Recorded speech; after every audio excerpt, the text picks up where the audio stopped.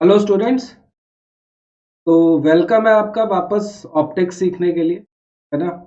अभी तक हमने ऑप्टिक्स के लगभग 5 वीडियोस बनाए हैं जिसके अंदर हमने उस ऑप्टिक्स के बहुत सारे चीज़ें जो है वो डिस्कस कर ली हैं। और रिफ्लेक्शन पढ़ लिया है, रिफ्रैक्शन भी पढ़ा है, रिफ्लेक्शन से रिलेटेड कुछ फिनोमिना भी पढ़े। उसके बाद में अब जो हम स्टार्ट कर रहे हैं वो बेसिकली कैरी फॉरवर्ड है पिछले ही लेक्चर का। हमने पिछली बार क्या किया था, स्फेरिकल रिफ्रैक्टिंग सर्फेसेस किया। स्फेरिकल रिफ्रैक्टिंग सर्फेसेस के एंड में मैंने आपको ये बताया था कि अब हम नेक्स्ट जो टॉपिक करेंगे वो लेंसेज होगा। लेंसेज के बारे में बेसिक्स आप बचपन से जानते हैं, बचपन मतलब क्लास 10th में आपने पढ़ा था उसके बारे में। तो मैं ये तब भी आपको रिमाइंडर दिया था, अभी एक बार फिर से रिमाइंडर देता हूँ कि वो जो क्लास 10th में आपने लेंसेज के बारे में बेसिक सीखे थे वो आपको अगर याद होंगे तो आपका टाइम भी बचेगा और आपको चीजें बहुत अच्छे से समझ में भी आएंगी। ठीक है। तो दूसरी चीज ये भी है कि मुझे पूरी उम्मीद है कि आप सीरीज को अच्छे से देख रहे होंगे और उससे आप सीख रहे होंगे। और चाहता हूं कि हर चीज जो है वो आप साथ साथ करते रहेंगे, साथ साथ करेंगे तो कभी भी आपको कोई भी चीज क्रैम नहीं करनी पड़ती है। देखो बड़ा सिंपल रूल है, अगर आपने आज पढ़ा है, अगर आप उस चीज को आप आज ही रिवाइज करोगे तो आप देखो आपकी रिटेनेबिलिटी जो है वो बढ़ती जाएगी। नेक्स्ट क्लास या नेक्स्ट वीडियो जब भी आप देखोगे तो आपको उसका ज्यादा फायदा मिले। तो अगर कोई भी चीज आप देख रहे हो, फॉलो कर रहे हो, तो उसको अच्छे से घर में आपको बाद में रिवाइज भी करना है। ठीक है। तो ठीक है भाई, इसी के साथ हम स्टार्ट करते हैं अपना नेक्स्ट जो टॉपिक है लेंसेज के बारे में। तो लेंसेज में आपको क्या क्या पता है, व्हाट इज ए लेंस, आप लेंस को कैसे डिफाइन करोगे, लेंस को कैसे डिफाइन करोगे आप। तो लेंस क्या होता है बेटा, लेंस जो हो गया वो हमारे पास अ, एक ट्रांसपेरेंट मीडियम है which is bounded by two spherical surfaces, या वन साइड स्फेरिकल सर्फेस और अदर साइड प्लेन सर्फेस। ठीक है। तो लेंस क्या हो गया, a transparent medium, transparent medium bounded by, दो चीजें बताई मैंने आपको, टू स्फेरिकल सर्फेसेस या फिर नंबर टू वन स्फेरिकल, ठीक है, एंड अदर क्या हो जाएगा, अदर प्लेन सरफेस, है ना। तो एक तरफ स्फेरिकल और एक तरफ प्लेन, दोनों ही चीजें होती हैं। और अगर हम ब्रॉडली बोले इन दोनों कॉन्फ़िगरेशंस पे, लेंस को हम दो पार्ट में ही डिवाइड कर पाएंगे। फिर ये भी आपको पता है, एक तो कॉन्वेक्स लेंस और एक कॉनकेव लेंस। ठीक है। तो जो हमारे पास कॉनकेव लेंस होता है उसकी बेसिक फॉर्मेशन क्या है, बेसिक फॉर्मेशन ये है कि वो थिनर एट एंड्स होता है या एजेस होता है और थिकर इन बिटवीन हो गया। लेकिन जब हम कॉनकेव की बात करेंगे तो इससे रिवर्स, तो थिकर एट एजेस और थिनर इन बिटवीन। ठीक है, ये बेसिक डिफरेंस हो गया आपके पास दो टाइप के लेंसेज का। अब देखो इनकी फर्दर क्लासिफिकेशन भी है। फर्दर क्लासिफिकेशन में जैसे अगर हम कॉन्वेक्स का केस लें, ठीक है, कॉन्वेक्स लेंस में सबसे पहले हो सकते हैं देखो बाई कॉन्वेक्स, बाई कॉन्वेक्स या डबल कॉन्वेक्स भी बोल सकते हैं। ठीक है, बाई कॉन्वेक्स मतलब दोनों तरफ ही स्फेरिकल सर्फेसेस इस तरह से, राइट।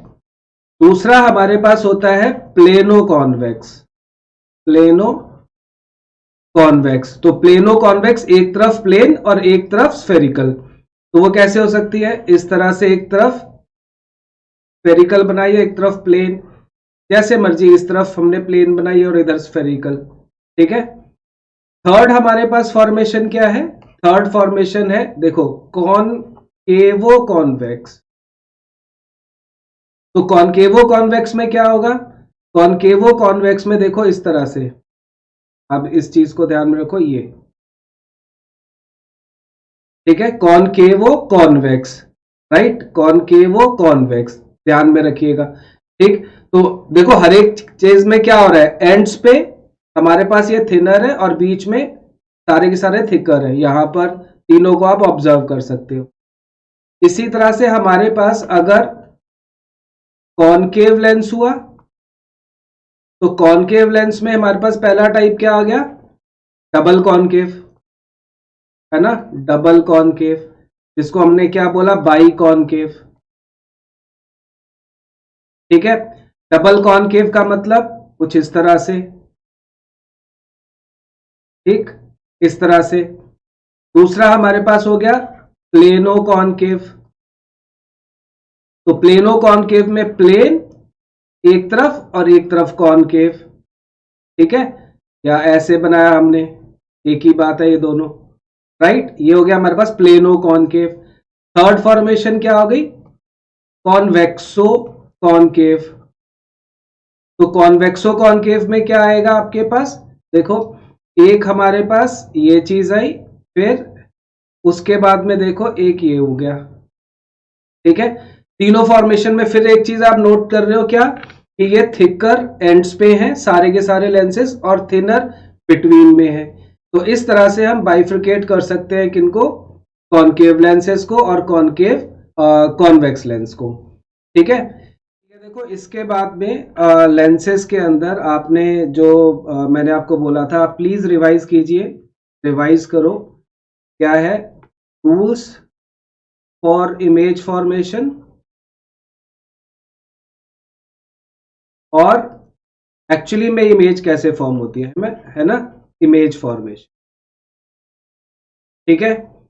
और आपको याद रखनी है एक दो चीजें जो पुरानी वाली हैं, कि जो फोकल लेंथ होती है वो r/2 के equal, radius of curvature by 2 के इक्वल। आपके पास जो लेंस फॉर्मूला होता है वो 1/f is equal to 1/v minus 1/u के इक्वल, ठीक है। तो ये आप याद रखोगे, राइट।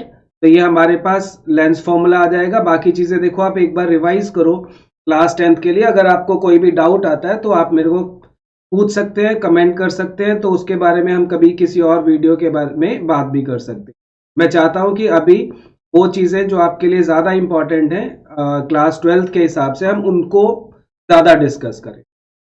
देखो अब इसके बाद में एक चीज और देखते हैं, basic terms related to spherical lenses, ठीक है। बेसिक टर्म्स देखो, आपको मैं दोनों बाई कॉन्वेक्स और बाई कॉनकेव जो है यहाँ पर एक ड्रॉ करके, और उसके सारे के सारे टर्म्स जो है वो हम समझने की कोशिश करते हैं कि क्या क्या है। आपको बताया कहाँ से स्टार्ट करते हैं। देखो सबसे पहले तो आपको पता है कि इसके अंदर दो बाउंडेड सरफेसेस हैं, है ना। इसकी अगर सरफेस होगी तो इस तरफ होगी, और ये सेकंड वाली जो होगी वो इस तरफ होगी। ऐसे ही ये वाला जो कॉनकेव है उसकी इस तरफ एक सरफेस होगी, तो इसकी इस तरफ सरफेस होगी। यानी कि इस सरफेस का, है ना, अगर मैं सेंट्रल लाइन इसकी एक ज्वाइन करते हुए बना दूं, जो बाद में बताएंगे कि हम कि प्रिंसिपल एक्सिस होता है, तो इसके लिए जो फर्स्ट सरफेस है उसका सेंटर इधर हुआ, तो सेंटर ऑफ कर्वेचर इसका एक इधर और इसका एक इधर, है ना, इस वाले के लिए। तो बेसिकली क्या हो गया कि सेंटर ऑफ कर्वेचर वो पॉइंट हो गया, वो सेंटर हो गया जिस स्फीयर का ये पार्ट है ना, जिस स्फीयर का ये पार्ट है, ये बाउंडेड सरफेस। ऐसे ही जैसे सपोज करो यहां पर बात करेंगे, ठीक है। तो फर्स्ट वाले के लिए हमारे पास C1 इधर आया और सेकंड सरफेस के लिए C2 इधर आया, है ना। हमने बाउंडेड सरफेस के हिसाब से लिया, ये सरफेस का सेंटर इधर, ये सरफेस का सेंटर इधर, ऐसे इस सरफेस का सेंटर इधर और इस सरफेस का सेंटर इधर, ठीक है। देखो जो इनका ये C1 C2 को ज्वाइन करने वाली जो लाइन होती है ना, उसके ऊपर एक तो ये पोल्स हो गए। अब देखो ये फर्स्ट सरफेस है, इसका पोल इधर, इसका पोल इधर, ऐसे ही इसका पोल P1 इधर और इसका पोल P2 इधर, ये याद रखने वाली बात हो गई। फिर ये आपको पता है ये प्रिंसिपल एक्सिस है, ठीक है, इनको ज्वाइन करने वाला, इसका प्रिंसिपल एक्सिस ये हो गया, ये भी क्लियर होगी आपको बात। उसके बाद में देखो इनका सेंटर यहां पर फोकस आ गया, ठीक है, फर्स्ट सरफेस, तो फोकस सेकंड ये वाला और फर्स्ट ये वाला, है ना। इसके अंदर फोकस पहला वाला ये और दूसरा वाला ये बातें क्लियर हो रही होंगी आपको, कोई दिक्कत नहीं आनी चाहिए। देखो अब यहां पर ये चीज होती है, इसको हम बोलते हैं ऑप्टिकल सेंटर, सी से दिखाते हैं optical centre. Optical centre actually में क्या होता है कि अगर कोई भी रे डायरेक्टली इसके ऊपर फॉल करेगी किसी भी डायरेक्शन से, मान लो आप ऐसे आ रही है, ठीक है, अगर सपोज करो एक रे जो है इसके ऊपर इस तरह से फॉल कर रही है, तो ये इसी के अलोंग अनडेविएटेड जाएगी।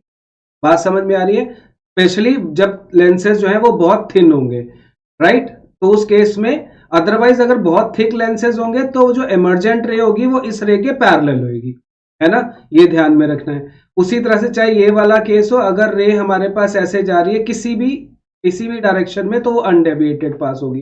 तो ऑप्टिकल सेंटर ऐसा पॉइंट है कि उसके ऊपर डायरेक्ट जाने वाली रे जो है वो अनडेविएटेड पास होगी। तभी हम देखो जो भी रे हम अलोंग द प्रिंसिपल एक्सिस डालेंगे वो अनडेविएटेड ही जाएगी, ठीक है, ये ध्यान में रखने वाली बात है। तो ये कुछ एक टर्म है, आपको रेडियस ऑफ कर्वेचर पता है, तो इसमें देखो दो रेडियस ऑफ कर्वेचर बनेंगे, एक फर्स्ट सरफेस का और एक सेकंड सरफेस का। R1 और R2 अलग अलग भी हो सकते हैं, सेम भी हो सकते हैं, ठीक है। सेम हमारे पास अगर यहां पर है, इसके भी दो रेडियस होंगे अलग अलग, जिनका ये पार्ट है, जिनका स्फीयर ये एक पार्ट है। तो ये कुछ टर्म्स हैं जो स्फेरिकल लेंसेज को पढ़ते हुए आपको ध्यान में रखनी चाहिए। और अब इनके बारे में डेफिनेशंस वगैरह लिखने की जरूरत नहीं है, बट आपको पता होना चाहिए कि ये चीजें क्या होती है, ठीक है। तो ये कुछ टर्म्स हैं जो कि स्फेरिकल लेंसेज से रिलेटेड हैं, और इनको आप अच्छे से समझ लें, सो दैट आपका आगे जो चीजें हैं वो आपको आराम से समझ में आए। ठीक है बच्चों, लेंसेज को फर्दर पढ़ने के लिए हमें क्या चाहिए, हमें पता होनी चाहिए साइन कन्वेंशंस। तो साइन कन्वेंशंस क्या क्या होती है इसके अंदर? सबसे पहले कि all distances are measured from the optical centre. दूसरा, all distances in direction of incident ray, in direction of incident ray are taken positive, and in opposite direction are taken negative. Third क्या थी? Third आपको पता है, all heights above principal axis are taken positive and below are taken negative। ठीक है, ये आपको सब चीजें रिमाइंड है पहले से ही। देखो स्फेरिकल रिफ्रैक्टिंग सरफेसेस और इसकी साइन कन्वेंशन में बस एक ही जगह फर्क है, वहां पर all distances are measured from pole था, यहां पर ऑप्टिकल सेंटर से है, ठीक है। अदरवाइज साइन कन्वेंशन में कोई चेंज नहीं है, बाकी सारी साइन कन्वेंशन जो है वो वही है जो आपने स्फेरिकल रिफ्रैक्टिंग सरफेसेस में भी पढ़ी थी, ठीक है। और ये भी आपको पता है साइन कन्वेंशन हम क्या बोलते हैं, न्यू कार्टेशियन साइन कन्वेंशन, है ना, new Cartesian sign convention, lens makers formula. So as the name suggests, lens maker formula is basically formula using which we form the lenses, है ना, कि किस तरह से हम कोई भी लेंस बनाएंगे वो इस लेंस फॉर्मूला के ऊपर बेस्ड होता है। तो lens formula basically this is a relation between एक तो mu that is refractive index of the medium कौन सा medium? Obviously medium of lens, ठीक है। दूसरा हमारे पास है R1 और R2 जो कि उनके रेडियस ऑफ कर्वेचर है या रेडियस ऑफ कर्वेचर्स हो गए, ठीक है, ऑफ टू जो दो साइड्स हमारे पास होती हैं किसी भी लेंस की, उनके रेडियस ऑफ कर्वेचर के बीच में रिलेशन है, ठीक है। और तीसरी चीज है F यानी कि फोकल लेंथ, ठीक है, फोकल लेंथ ऑफ लेंस। तो इन तीन चीजों के बीच की रिलेशन है। जो फॉर्मूला हमारे पास लेंस मेकर फॉर्मूला होता है वो होता है 1/f is equal to mu minus 1 upon R1 minus 1 upon R2, ठीक है। तो अब इस फॉर्मूला को हम दोनों लेंसेज के लिए डिराइव कर सकते हैं। हम बाई कॉन्वेक्स के लिए भी डिराइव कर सकते हैं और बाय कॉनकेव के लिए भी डिराइव कर सकते हैं। तो एक काम मैं आपके लिए करके दूंगा, एक आप अपने लिए होमवर्क की तरह समझेंगे, आप अपने आप उसको करने की कोशिश करेंगे। ठीक है, तो अभी हम करते हैं एक से किसी से भी बाई कॉन्वेक्स से लेंस मेकर फॉर्मूला डिराइव। ठीक है, देखते हैं, जरा कॉन्सेप्ट समझते हैं पहले और फिर उसके बाद में उसको डिराइव कर। ठीक है, देखो दो चीजें, पहले तो जब हम इनको पढ़ेंगे तो इसके अंदर हमें न्यू कार्टेशियन साइन कन्वेंशंस चाहिए, न्यू कार्टेशियन साइन कन्वेंशंस चाहिए, जो अभी हम डिस्कस कर चुके हैं। तो वो सेम कन्वेंशंस आप यहां पर यूज कर लोगे। ठीक है, आपको बता दिया जाएगा, आप यहां पर लिख देंगे। उसके बाद में आपने इसको पढ़ने के लिए अजम्पशंस लेनी है। कुछ अजम्पशंस कौन सी है? अजम्पशंस वही है जो आपने स्फेरिकल रिफ्रैक्टिंग सरफेसेस में भी ली थी। सबसे पहले अजम्पशन हम क्या ले रहे हैं यहां पर कि अपर्चर इज स्मॉल। ठीक है, सेकंड क्या ले रहे हैं कि एंगल्स जितने भी बन रहे हैं, ठीक है, angles are small, so that हम क्या प्रॉपर्टी यूज कर, साइन थीटा जो है वो नियरली थीटा ले लिया जाए और टैन थीटा जो है वो भी नियरली थीटा ले लिया जाए। ठीक है, तो एंगल्स आर स्मॉल। तीसरा हमें असम्पशन क्या यूज करना है यहां पर? थर्ड है हमारे पास object is a point object placed on principal axis.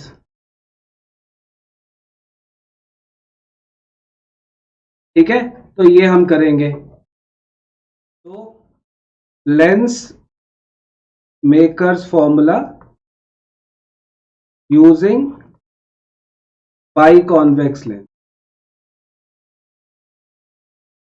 ठीक है, तो बाई कॉन्वेक्स लेंस अगर हम देखें तो इसके अंदर हमारे पास दो स्फेरिकल बाउंड्रीज इस तरह से, एक्स वाई हमने एंड पॉइंट्स ले लिए और ये मैंने इसका प्रिंसिपल एक्सिस जो है वो ड्रॉ कर दी।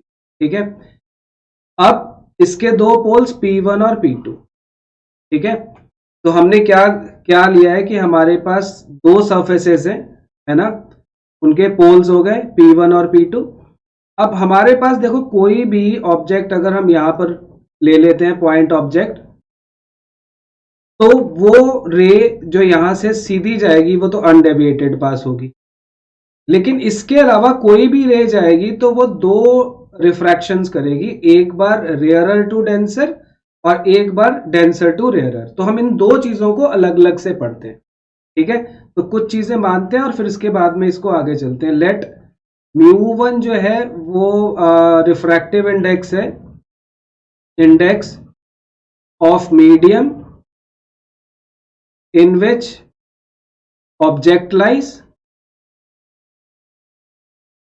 ठीक है, और μ2 जो है वो रिफ्रैक्टिव इंडेक्स है ऑफ मीडियम ऑफ या मटेरियल ऑफ लेंस स्केल। ठीक है, दो चीजें हो गई, तो दो अलग अलग मीडियम हो गए। अब जब हम फर्स्ट केस लेंगे, ठीक है, समझना जरा, सबसे पहले हम क्या ले रहे हैं कि रिफ्रैक्शन लेते हैं एट XP1y सिर्फ, और यहां पर क्या कर रहे हैं, assuming that XP2y is absent, वो नहीं है। ठीक है, and medium beyond XP1y is continuous. Continuous का मतलब जो एज दैट ऑफ लेंस, जो लेंस का है, मतलब आपकी सिचुएशन ये हो गई इस तरह से, ऐसे। तो अगर इसका μ1 आउटसाइड वाला और अंदर μ2, आपके पास ऑब्जेक्ट यहां पर, ठीक है, जो रे स्ट्रेट जाएगी स्ट्रेट जाएगी, उसके बाद में ये किसी और एंगल पे जाएगी, यहां हम अगर एक नॉर्मल ड्रॉ करें, ठीक है, तो ये बेंड्स टूवर्ड्स द नॉर्मल हो जाएगी और एक इंटरमीडिएट इमेज हमने I1 जो है यहां पर फॉर्म करा दी। तो फर्स्ट स्टेप तो यही हो गई, यानी कि यहां पर क्या हो रहा है, यहां पर ये हो रहा है कि this is refraction from rarer to denser, rarer to denser, ठीक है, at convex spherical refracting surface, spherical refracting surface, यही हो रहा है, ठीक है। और जब हमने ऐसा किया था तो याद है हम इसका एक रिजल्ट किया था, वो रिजल्ट अब हम यहां पर यूज करेंगे, μ2 by v minus μ1 by u is equal to μ2 minus μ1 by r। अब देखो दो चेंजेस कर रहे हैं, v क्या है, v बेसिकली इमेज डिस्टेंस है ना, यहां से लेके यहां तक का, अगर ये p1 था यही था, लेकिन ये तो हमने इंटरमीडिएट स्टेट लिया है, I1 इमेज लिया तो हमने इसको V1 से रिप्लेस कर दिया। दूसरा ये जो सरफेस है ना, इसका जो रेडियस ऑफ कर्वेचर है वो हमने R1 लिया है, तो इसलिए हम इसको R1 से रिप्लेस कर, ठीक है। तो क्या हो गया, जो ये V1 है, V1 क्या लिया है कि बेसिकली इमेज डिस्टेंस हो गया, है ना, जो कि इंटरमीडिएट वाली स्टेट हमारी बनी। और ये जो R1 है, ये R1 क्या है, this is radius of curvature. किसका रेडियस ऑफ कर्वेचर है ये इस वाली सरफेस का, अगर आपको याद हो एक्स वाई लिया, X P1 Y of X P1 Y, इस रिलेशन को 1 बना के छोड़ देंगे। तो अगर देखो हम अपने पुराने यहां पर चले तो हम यहां तक पहुंच गए कि हमने ये लिया, ठीक है। और अगर हम यहां पर सपोज करो एक नॉर्मल ड्रॉ करते हैं तो बेंड टूवर्ड्स द नॉर्मल करते हुए, और हमने ये इमेज I1 जो है वो फॉर्म कर, ठीक है। लेकिन एक्चुअली में तो यहां पर एक और रिफ्लेक्शन हुई, है ना, एक और रिफ्रैक्शन हुई, सॉरी, तो रिफ्रैक्शन हुई, तो अब हमारे पास क्या होगा, देखो अब ये हमारे पास डेंसर से रेयरर में जा रहा है, तो यानी कि bends away from the normal होगा, तो अवे होगा, तो एक्चुअली में जो इमेज बनेगी वो यहां पर बनेगी, ये फाइनल इमेज है। बात समझ में आ रही है, ये फाइनल इमेज है जो हमें एक्चुअली में दिखाई दे रही है। ये हमने सिर्फ एक इंटरमीडिएट स्टेट जो है वो इमेजिन करी है कि ऐसा हुआ होगा, इसीलिए हमारे पास ये हो रहा है। तो अब हम क्या करेंगे, तो अब हम आगे इसी चीज को समझते हैं। दूसरा हमारे पास रिफ्रैक्शन किस पे हो गया, रिफ्रैक्शन एट एक्स P2y, ठीक है। तो एक्स P2y जो एक्चुअली में है, लेकिन हमने पिछले केस में ये मान लिया था कि वो नहीं है, सो दैट हम एक रिजल्ट को यूज कर सकें। तो रिफ्रैक्शन एट एक्स P2y ये क्या हो गया हमारे पास, दिस इज क्या, convex spherical refracting surface, and refraction is from denser to rarer, is from denser to rarer, ठीक है। तो अब हम इस रिजल्ट का यूज कर सकते हैं कि denser to rarer convex spherical refracting surface में जो हमारे पास फाइनल रिजल्ट जो आया था वो क्या आया था, उसी का यूज करते हैं। तो हमारा रिजल्ट आया था μ1 upon v minus μ2 upon u, ठीक है, is equal to μ1 minus μ2 by r। अब देखो चेंजेस क्या करने हैं, अब इसमें u जो है वो बेसिकली v1 है, ध्यान में रखना, ठीक है, और वो सेम डायरेक्शन में है। इसका मतलब है ना, इसका मतलब इसको तो हम v1 से रिप्लेस कर दें, और इसकी जगह पर हम क्या कर दें, r की जगह पर r2 कर दें, ठीक है। तो मैंने क्या किया, इसको यहीं पर ही चेंज करते हैं बात समझने के लिए, ठीक है। तो आपके पास ये वैल्यू तो आ गई v1 और ये वैल्यू हो गई r2।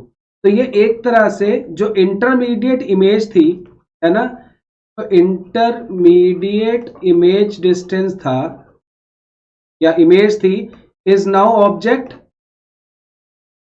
ठीक है। और ये R2 क्या हो जाएगा, this is radius of curvature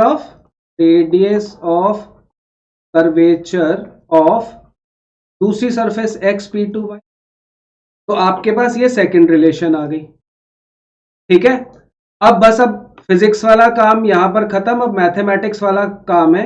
आपने क्या करना है, ये जो 1 और ये जो 2 रिलेशन आई थी, ठीक है, इन दोनों को ऐड करना है, ऐड 1 एंड 2, ठीक है। आपने क्या किया, ऐड 1 एंड 2। तो जब आप इन दोनों को ऐड करोगे तो देखो क्या दिख रहा है आपको, ये वाली चीज है ना μ2 बाय v1, और यहां पर μ2 बाय v1, ये दोनों कैंसिल हो जाएंगे, एक प्लस है और एक माइनस है।